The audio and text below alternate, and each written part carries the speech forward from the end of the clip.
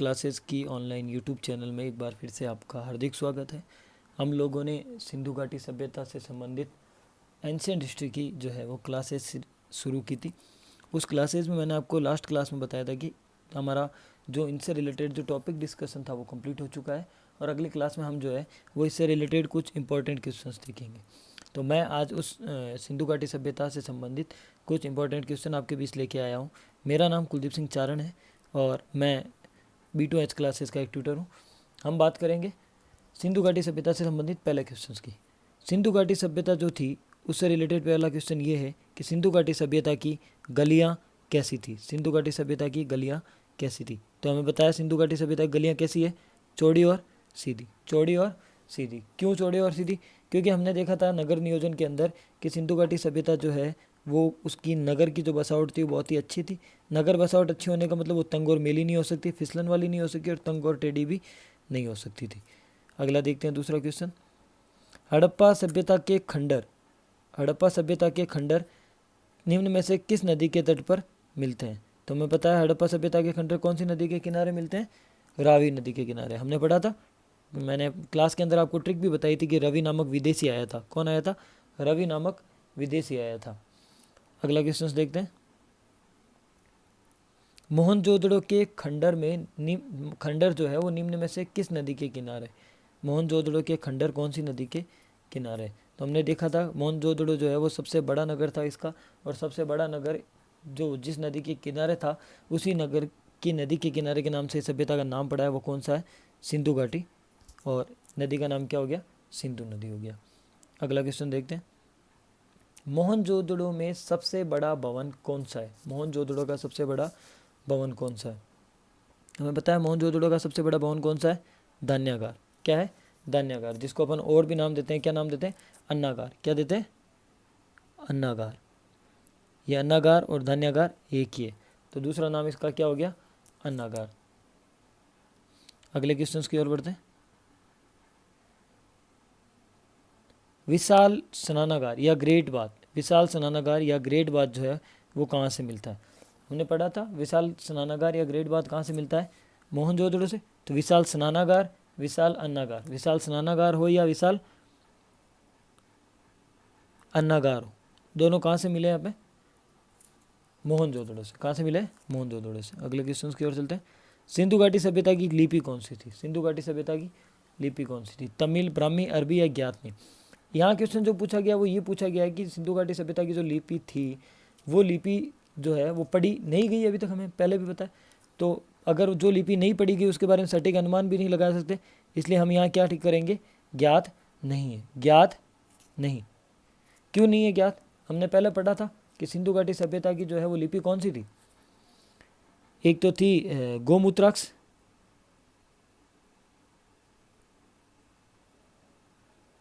गोमूत्राक्ष, और दूसरी कौन सी पड़ी थी? गोमूत्राक्ष। और गोमूत्राक्ष के साथ जो इसकी सिंधु घाटी सभ्यता की लिपि जो है उसको गोमूत्राक्ष को इंग्लिश में बोलते हैं बुस्ट्रोफेडस। क्या बोलते हैं? बुस्ट्रोफेडस। और जो इसको दूसरा नाम जो है हिंदी के अंदर वो बोलते हैं भाव चित्रात्मक, पिक्टोग्राफ। भाव चित्रात्मक। क्या बोलते हैं? भाव चित्रात्मक। भाव चित्रात्मक या पिक्टोग्राफ। अगले क्वेश्चन की ओर बढ़ते हैं। अगला क्वेश्चन हमारा है देवी माता की पूजा संबंधित थी। देवी माता की जो पूजा की जाती थी वो कौन सी सभ्यता से संबंधित थी? ये सवाल है यहाँ का। ये पूछ रहा है आर्य सभ्यता से संबंधित, भूमध्य सागर सभ्यता से संबंधित, सिंधु घाटी सभ्यता से संबंधित या उत्तर वैदिक सभ्यता से संबंधित। तो हमने ये सवाल भी देखा था, हमने पढ़ा था कि सिंधु घाटी सभ्यता में जो है वो कौन सी मात्र देवियों की पूजा की जाती थी। तो यहाँ ऑप्शन क्या हो जाएगा? सिंधु घाटी सभ्यता। अगला क्वेश्चन देखते हैं। सिंधु घाटी सभ्यता के पतन नगर कौन सा है? सिंधु घाटी सभ्यता का पतन नगर। पतन नगर का मतलब होता है पोर्ट। क्या होता है? पोर्ट। पोर्ट यानी बंदरगाह। यहाँ क्या पूछ रहा है? बंदरगाह के बारे में पूछ रहा है। किसके बारे में पूछ रहा है? बंदरगाह के बारे में। तो सिंधु घाटी सभ्यता की बंदरगाह कौन सी थी? लोथल। कौन सी थी? लोथल बंदरगाह थी। सही उत्तर इसका क्या हो गया? लोथल। अगले क्वेश्चन की ओर बढ़ते हैं। 9th question. सिंधु घाटी सभ्यता के महत्वपूर्ण रचनाओं में से निम्नलिखित में से कौन सी रचना जो है वो सबसे महत्वपूर्ण है? तो हमने देखा था कि सिंधु घाटी सभ्यता में मोहनजोदड़ो में हमें जो मूर्तियाँ मिलती है मोहनजोदड़ो की मूर्तियों में सबसे, हमने जितनी भी मूर्तियाँ पढ़ी थी उनमें से एक मूर्ति हमने पढ़ी थी नृत्य करती हुई युवती की मूर्ति पढ़ी थी, नृत्य करती हुई युवती की मूर्ति पढ़ी थी। साथ ही साथ हमने ये भी पढ़ा था, हमने जब हड़प्पा के बारे में पढ़ा था तो हड़प्पा में हमने देखा था कि हड़प्पा में नृत्य करते हुए युवक की मूर्ति भी मिलती है। यहाँ किसी को मेंशन नहीं किया गया तो हम यहाँ मेंशन कर सकते हैं अगर चाहे तो। युवक की मूर्ति कहाँ मिली है? युवक की मूर्ति मिली है हड़प्पा में, और युवती की मूर्ति कहाँ मिलती है? मोहनजोदड़ो में। कहाँ मिलती है? मोहनजोदड़ो में मिलती है। अगले क्वेश्चन की ओर बढ़ते हैं। Next question, question number 10। Lothal नामक स्थान निम्न सभ्यताओं में से इसका किसका जहाजी मालगाड़ था? इसका मतलब ये होता है, जहाजी मालगाड़ का मतलब होता है बंदरगाह अपने आप में, या ऐसा स्थान जहाँ पे जहाजें रुकती हो। तो लोथल जो है वो कौन सी सभ्यता का जहाजी मालगाड़ था? बहुत सारे लोग इसमें मेसोपोटामिया अटेंड कर देते हैं, जबकि ये गलत है। मिस्र भी अटेंड नहीं करना है और फारसी भी अटेंड नहीं करना है। क्यों गलत होगा? ये अटेंड क्यों करते हैं लोग ज़्यादातर? क्योंकि वो ये सोचते हैं कि कौन सी सभ्यता का जहाजी मालगाड़ था, मतलब कौन सी सभ्यता के जहाज जो है वो यहाँ पर आते थे, जबकि इसका मतलब ये नहीं। इसका साधारण मतलब ये है कि यहाँ पे ये जो है ये लोथल, ये कौन सी सभ्यता का पार्ट था? कौन सी सभ्यता का पार्ट था? ये पार्ट था सिंधु घाटी सभ्यता का। किसका पार्ट था? सिंधु घाटी सभ्यता का। तो इसका सही आंसर क्या हो गया? सिंधु घाटी सभ्यता। अगला क्वेश्चन देखते हैं, क्वेश्चन नंबर 11। मोहनजोदड़ो में सबसे बड़ी इमारत कौन सी है? मोहनजोदड़ो की सबसे बड़ी इमारत कौन सी है? तो मोहनजोदड़ो की सबसे बड़ी इमारत कौन सी है? Great granary. Great granary. Great granary का मतलब विशाल अन्नागार। विशाल अन्नागार। अब बहुत सारे लोगों के दिमाग में ये डाउट होगा कि ग्रेट बात भी तो वहीं की है, लेकिन यहाँ पूछा गया सबसे बड़ी इमारत। सबसे बड़ी इमारत वहाँ की कौन सी थी? Great granary. ग्रेट ग्रेनरी वहाँ की इमारत थी। ग्रेट ग्रेनरी की हमने अगली क्लास में देखे। सिंधु जो अर्थव्यवस्था थी उसकी ताकत क्या थी? ताकत से इनका मतलब ये होता है कि सिंधु घाटी सभ्यता जो है कौन सी सभ्यता थी, किस पर आधारित सभ्यता थी। यहाँ ज़्यादातर लोग व्यापार भी अटेंड करेंगे। क्यों? क्योंकि हमने देखा था कि सिंधु घाटी सभ्यता के बारे में जहाँ भी पढ़ते हैं ज़्यादातर चीज़ें किसके बारे में देखने को मिलती है? व्यापार के बारे में, ट्रेड के बारे में हमें ज़्यादातर चीज़ें देखने को मिलती है। लेकिन यहाँ जो पूछा गया वो ये पूछा गया है कि इनकी ताकत क्या थी, मेजरली ये क्या चीज़ काम में लेते थे। तो हम यहाँ लिखेंगे कृषि। हमने पढ़ा था कि सिंधु घाटी सभ्यता जो है वो कृषि आधारित सभ्यता थी या कृषि प्रधान सभ्यता थी। अगला क्वेश्चन, सिंधु घाटी सभ्यता के लोग किसकी पूजा करते थे? तो कौन से देवता की पूजा करते थे? पशुपति। पशुपतिनाथ की मूर्ति भी हमें मिली थी। कहाँ से मिली थी?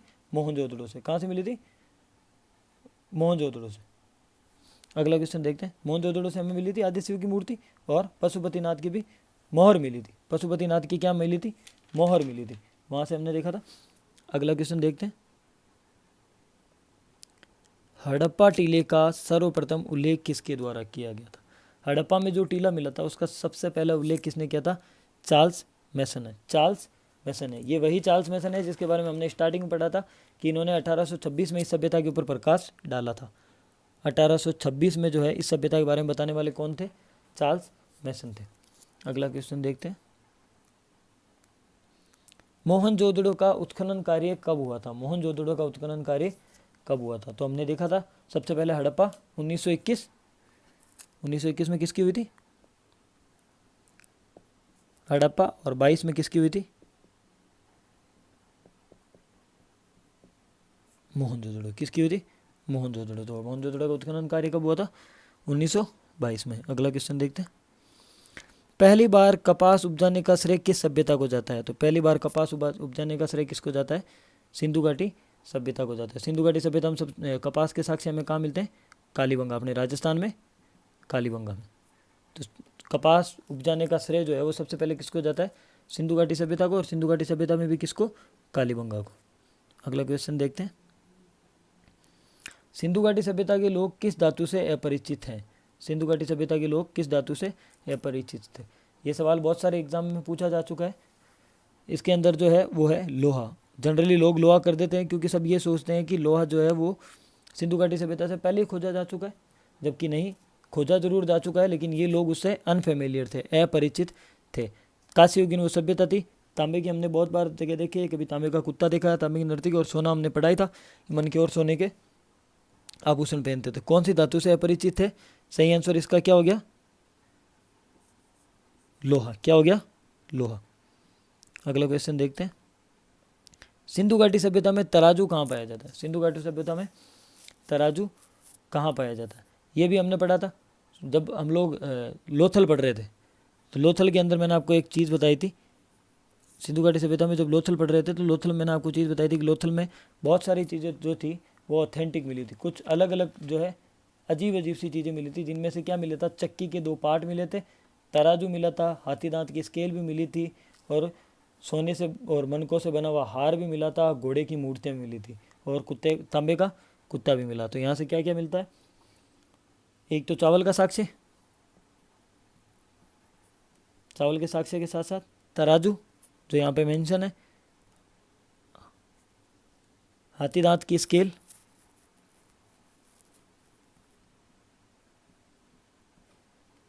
हाथी दांत की स्केल और चक्की के 2 पार्ट।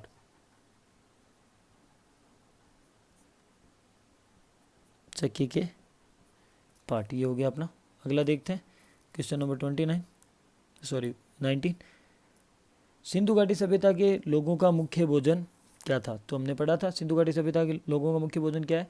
गेहूं और जौ। क्योंकि हमने देखा था कि चावल से वो परिचित नहीं थे, तो तीनों ऑप्शन यहाँ पे इनकरेक्ट हो गए, बाकी बचे गेहूं और जौ। तो कौन सा ऑप्शन सही हो गया? यहाँ पे ए ऑप्शन आपका सही हो गया। अगला क्वेश्चन है मृतकों का टीला। मृतकों का टीला हमने देखा था, मृतकों का टीला किसे कहते हैं? मोहनजोदड़ो। मृतकों का टीला किसे कहते हैं? मोहनजोदड़ो को। तो यहाँ का सही आंसर क्या हो गया? सी। ये क्वेश्चन बहुत सारे एग्जाम्स में पूछे जा चुके हैं। अगला क्वेश्चन है हड़प्पा सभ्यता का कुल क्षेत्रफल कितना है? ये क्वेश्चन मैंने आपको स्टार्टिंग में पहली क्लासेस में करवाया था, जब मैंने आपको बताया था कि इसकी आकृति कैसी है?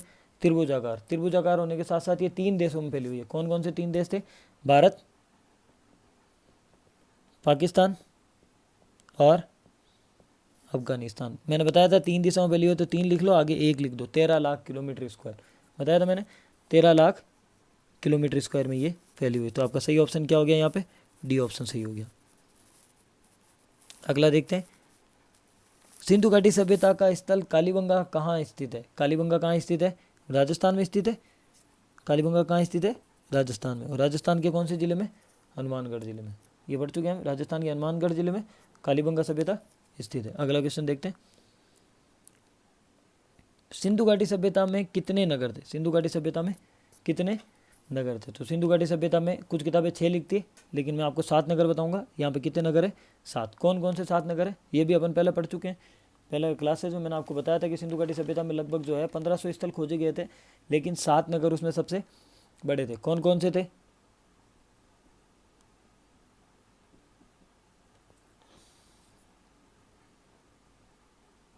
प्रमुख जो है वो है मोहनजोदड़ो, हड़प्पा,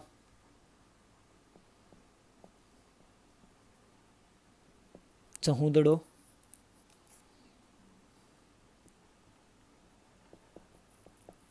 कालीबंगा, नोट कर लीजिएगा आप, लोथल, बनवाली और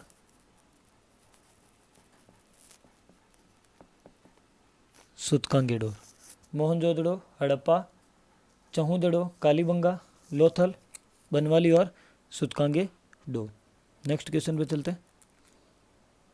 सिंधु घाटी सभ्यता की कितनी राजधानियाँ थी? तो हमें बताया सिंधु घाटी सभ्यता की कितनी राजधानियाँ थी? सिंधु घाटी सभ्यता की 2 राजधानियाँ थी। हमने देखा था सिंधु घाटी सभ्यता की जुड़वा राजधानियाँ थी। जुड़वा राजधानी कौन कौन सी थी? पहली जो थी वो हड़प्पा, और दूसरी कौन सी थी? कालीबंगा। किसने कहा था ये सिंधु घाटी सभ्यता की जुड़वा राजधानी? पिगट नामक इतिहासकार ने। किसने कहा था? पिगट ने कहा था। और कौन कौन सी बताई थी?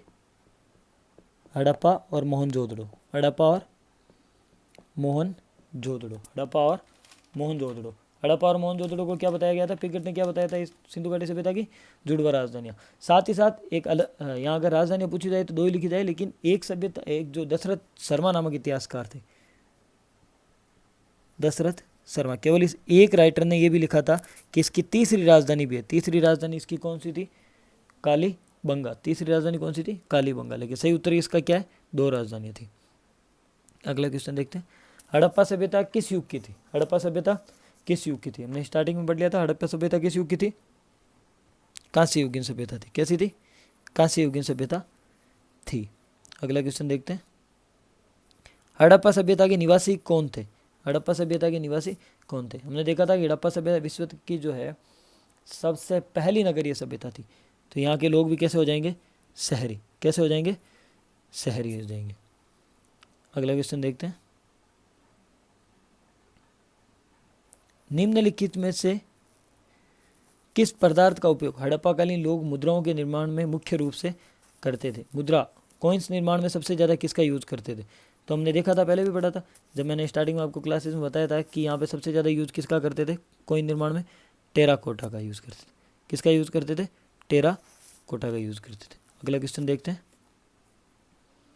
हड़प्पाकालीन मोहरें जो है वो अधिकांशतः बनी हुई होती है। हड़प्पाकालीन मोहरें अधिकांशतः किससे बनी होती है? सेल खड़ी से। किससे बनी होती है? सेल खड़ी से। तो हड़प्पाकालीन मोहरें सबसे ज़्यादा किससे बनी होती है? सेल खड़ी से। और हड़प्पा काल में जो किस पदार्थ का उपयोग किया जाता है वो है टेराकोटा। इनमें से टेराकोटा यूज़ किया जाता है और नहीं तो क्या यूज़ में लेते हैं? सेल खड़ी। फिर देखते हैं, हड़प्पा के निवासी जो है किस खेल में सबसे ज़्यादा रुचि रखते थे? इनमें से कौन सा खेल में रुचि रखते थे? वो शतरंज में। किस में रुचि रखते थे? शतरंज। मैंने आपको 2 गेम बताए थे इनके, कौन कौन से? एक तो बताया था शतरंज और एक क्या बताया था? मुर्गों की लड़ाई। मुर्गों की लड़ाई। साथ ही साथ आपको स्टेडियम भी याद रखना है। स्टेडियम कहाँ मिला था हमें? सिंधु घाटी सभ्यता से संबंधित जो स्टेडियम जो है वो हमें मिला था धोलावीरा में। कहाँ मिला था? धोलावीरा में मिला था। फिर अगला क्वेश्चन देखते हैं, सिंधु घाटी सभ्यता के घर किससे बनाए जाते थे? घर किससे बनाए जाते थे? तो हमें पता है सिंधु घाटी सभ्यता घर किससे बनाए जाते थे?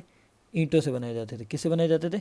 ईंटों से बनाए जाते थे। ये भी बताया कुछ जगह कच्ची ईंटों का उपयोग किया जाता था और कुछ जगह पक्की ईंटों का। कच्ची ईंटें अपने कहाँ है? राजस्थान में कालीबंगा में। कहाँ है? राजस्थान में कालीबंगा में। अगला क्वेश्चन देखते हैं, पैमाने की खोज से सिद्ध कर दिया गया कि सिंधु घाटी सभ्यता के लोग जो है वो माप तोल से परिचित थे। ये खोज कहाँ हुई थी?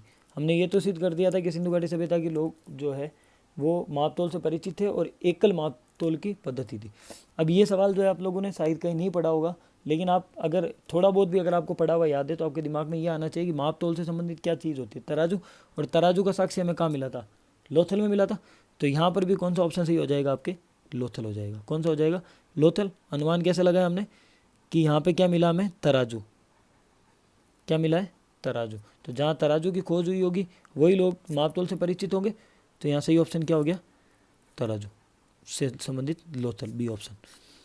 फिर अगला है, सिंधु घाटी सभ्यता की मुद्रा जो है किस देवता के समतुल्य चित्रांगन है? सिंधु घाटी सभ्यता की जो मुद्रा है वो किस देवता के समतुल्य चित्रांगन मिलता है? तो हमें पता है सिंधु घाटी सभ्यता में किसका चित्र मिलता है? शिव का मिलता है। आद्य शिव की मूर्ति मिली थी हमें। किसकी मिली थी? आद्य शिव की मूर्ति मिली थी। कहाँ से मिली थी? मोहनजोदड़ो से हमें मिली थी। फिर बात करते हैं 33 क्वेश्चन, किस पशु के अवशेष सिंधु घाटी सभ्यता से प्राप्त नहीं होते हैं? कौन सा ऐसा पशु है जिसके अवशेष सिंधु घाटी सभ्यता से प्राप्त नहीं होते हैं? तो हम बताया किसके अवशेष प्राप्त नहीं होते हैं? शेर के। अब आप में से बहुत सारे लोग बोलेंगे गाय के भी नहीं मिलते हैं, लेकिन बैल के मिलना भी अपने आप में क्या गोवंश का साक्ष्य देता है। और घोड़ा और हाथी के हमने देखा ही था बहुत सारी जगह मिलते हैं। तो इसका सही ऑप्शन जो है वो क्या हो जाएगा? डी ऑप्शन आपका सही हो जाएगा। क्या सही हो जाएगा?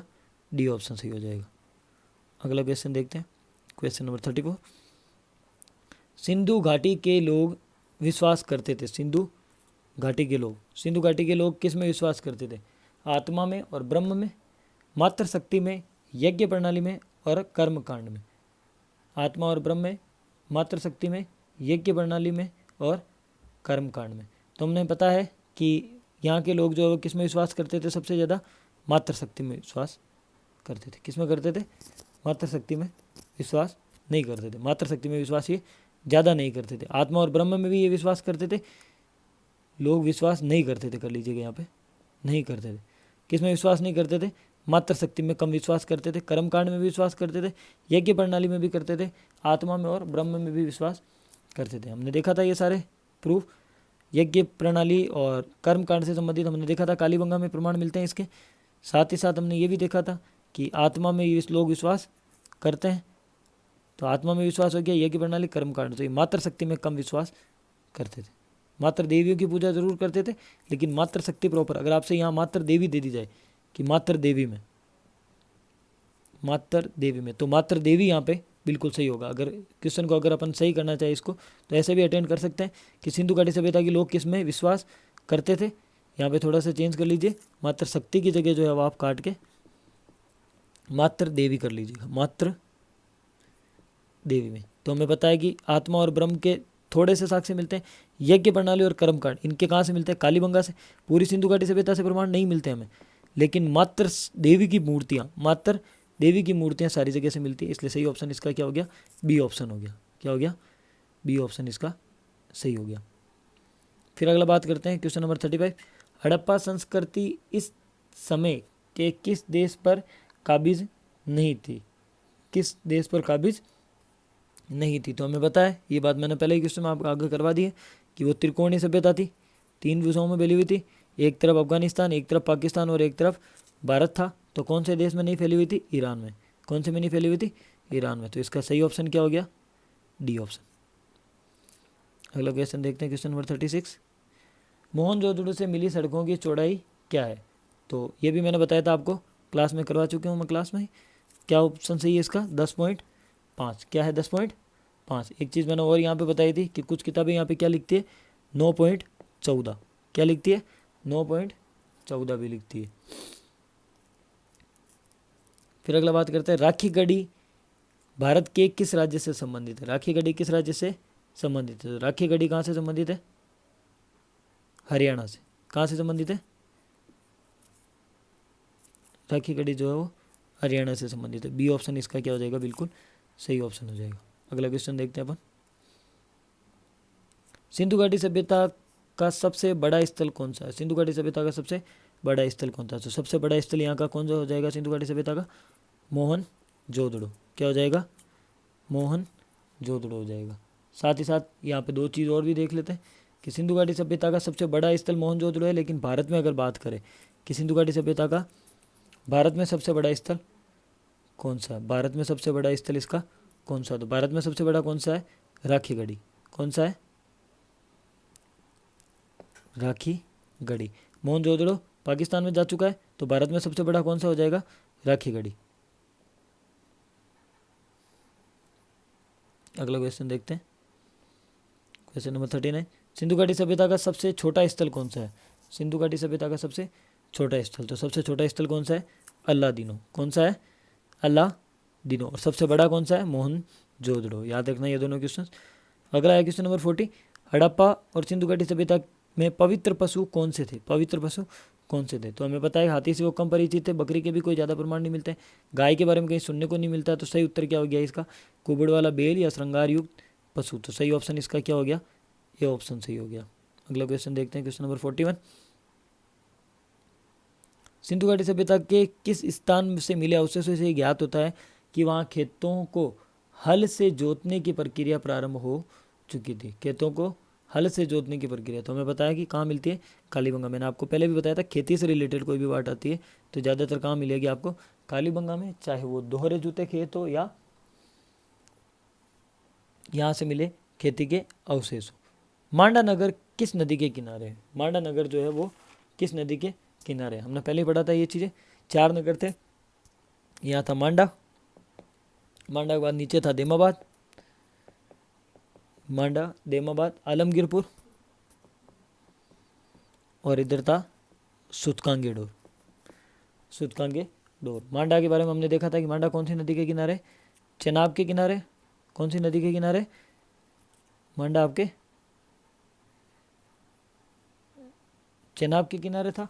और देमाबाद जो है वो परवरा के किनारे था। देमाबाद कौन सी नदी के किनारे था? परवरा नदी के किनारे था। फिर बात करते हैं आलमगीरपुर, तो आलमगीरपुर कौन सी नदी के किनारे था? हिंडन के किनारे था। और सुतकांगे डोर जो है वो दास्क नदी के किनारे था। कौन सी नदी के किनारे था? दास्क नदी के किनारे था। फिर अगला क्वेश्चन देखते हैं, तो इसका सही ऑप्शन अपने क्या हो गया?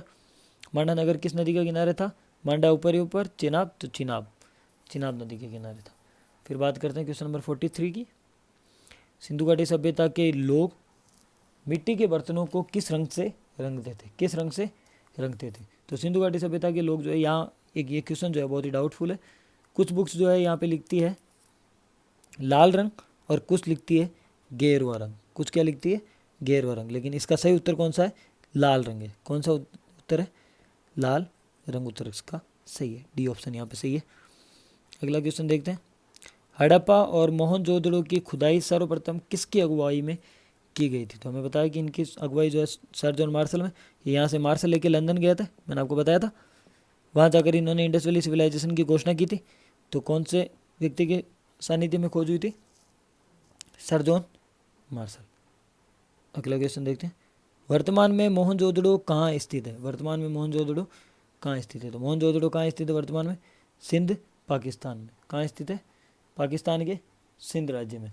कौन से जिले के अंदर स्थित है, लरकाना डिस्ट्रिक्ट। कौन सा, लरकाना। और हड़प्पा कहाँ स्थित है, हड़प्पा पाकिस्तान के पंजाब प्रांत में, और पंजाब प्रांत के मोंटगोमरी जिले में, साहिवाल जिसका वर्तमान नाम है। हड़प्पावासियों ने सर्वप्रथम किस धातु का प्रयोग करना प्रारंभ कर दिया होगा। तो सर्वप्रथम किसका, हालांकि ये सभ्यता कांस्य युगीन है, लेकिन सबसे पहले यूज इन्होंने किसका स्टार्ट किया था, तांबा का। किसका यूज स्टार्ट किया था, तांबा का। ये याद रखना आप लोग। सिंधु घाटी सभ्यता जो है वो है तो कौन सी, कांस्य युगीन सभ्यता, लेकिन हड़प्पा के जो लोग थे वो लोगों ने, उन्होंने किसका यूज़ करना स्टार्ट किया था, सबसे पहले तांबे का किया था। किसका किया था, तांबे का यूज़ करना स्टार्ट किया था। अगला क्वेश्चन देखते हैं, क्वेश्चन नंबर 47। हड़प्पा की सभ्यता किस युग की सभ्यता है। हड़प्पा सभ्यता जो है वो किस युग की सभ्यता। अभी पिछले क्वेश्चन में मैंने आपको बता दिया था ये कौन सी सभ्यता है, कांस्य युगीन सभ्यता है। अगला है, सिंधु घाटी सभ्यता के लोगों का मुख्य व्यवसाय क्या था। तो सिंधु घाटी सभ्यता के लोगों का मुख्य व्यवसाय क्या था, कृषि था। कृषि नहीं, याद रखिएगा यहाँ बात की गई है कि मुख्य व्यवसाय। हालांकि हम ये कह सकते हैं कि हाँ कृषि थी, लेकिन कृषि आधारित व्यवस्था थी। वो कृषि पर क्या थी आधारित, उनकी अर्थव्यवस्था थी। लेकिन व्यवसाय, ट्रेड वो सबसे ज़्यादा किसका करते थे, ट्रेड वो सबसे ज़्यादा किसका करते थे। तो ट्रेड का नाम आते ही हम क्या, व्यवसाय जो है वो इनका मुख्य व्यवसाय क्या था, व्यापार। ज़्यादातर लोग क्या करते थे, व्यापार। हालांकि वो अर्थव्यवस्था कृषि आधारित थी, लेकिन कृषि कम लोग करते थे। पर यहाँ का जो मुख्य व्यवसाय होता था वो क्या होता था, व्यापार। क्या होता था, व्यापार। मतलब ये अपना जो दैनिक जीवन जो है वो किस पर आधारित रखते थे, किसके सहारे ये गुजारा होता था इन लोगों का।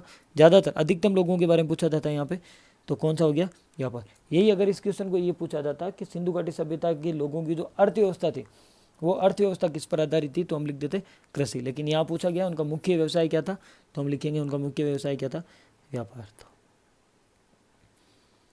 अगला क्वेश्चन है, मोहनजोदड़ो का अर्थ है। मोहनजोदड़ो का अर्थ है, ये पहले भी क्वेश्चन पूछा जा चुका है।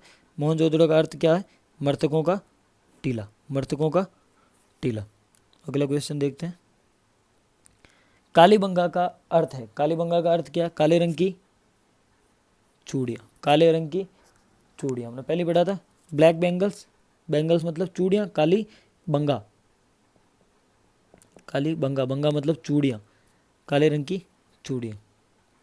लास्ट क्वेश्चन आज की क्लास का, हड़प्पा सभ्यता के किस नगर को सिंध का बाग कहा जाता है। ये वेरी वेरी इंपॉर्टेंट क्वेश्चन है, बहुत ही अच्छा क्वेश्चन है आज का। ये आज की क्लास का सबसे इंपॉर्टेंट क्वेश्चन यही है,